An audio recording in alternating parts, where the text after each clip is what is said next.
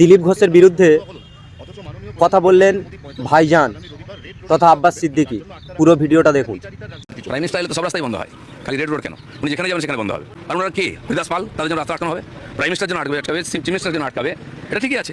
বছরে একবার উনি আসছেন, কত বছর পরে আসছেন? আর 107 বছর ধরেই তো অন্যায় করা হয়েছে।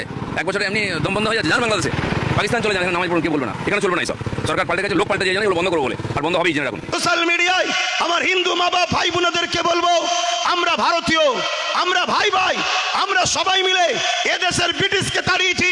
ততদিন পর্যন্ত তাড়ানো যায়নি যতদিন ব্রিটিশ আমাদের মধ্যে বিভাজন লাগিয়ে রেখেছিল।